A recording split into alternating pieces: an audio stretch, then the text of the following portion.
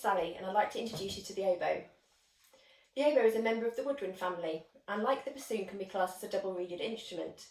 This just means we have two pieces of cane tied together at the top, and when we blow down them they vibrate and create our sound. When we play the oboe we have to hold our mouth in a certain way. This is called an embouchure. And to play the oboe we have to cover our teeth with our lips. This protects the reed, which is very, very fragile, and allows the blades to vibrate. This is one of the first things you learn to do as a beginner.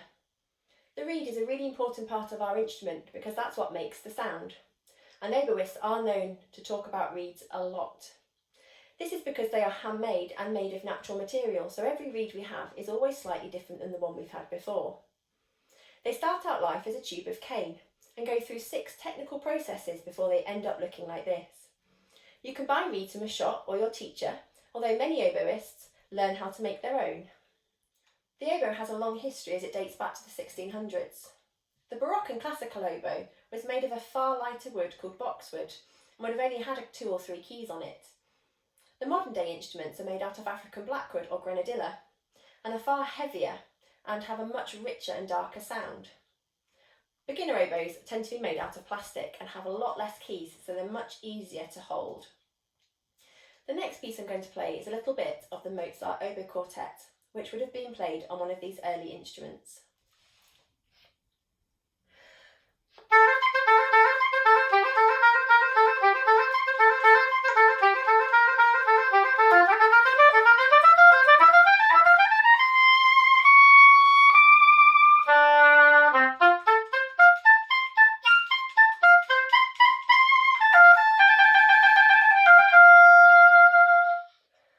People think the oboe is really hard to blow, but really we're only using a small amount of air and blowing it down a very small hole, but we do that at a really high pressure.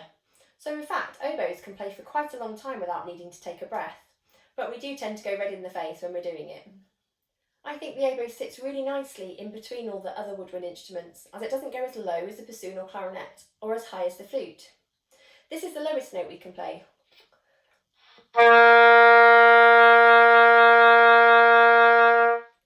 And it can go this high.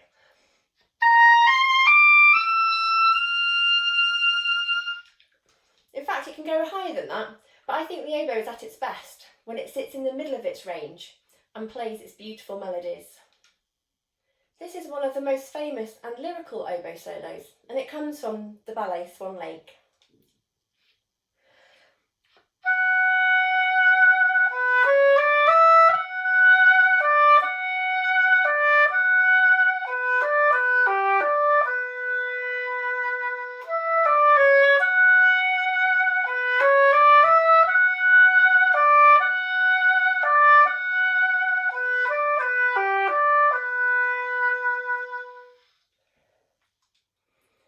The oboe is often given the nickname the duck of the orchestra, and its duckiest solo comes from Peter and the Wolf.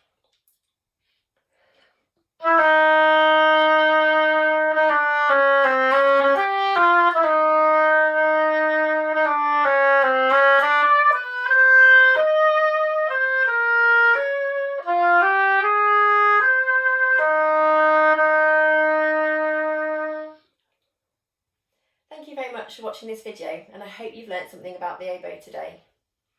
At least now when you're walking past the hall on a Saturday morning and you hear this sound, you'll know what it is now.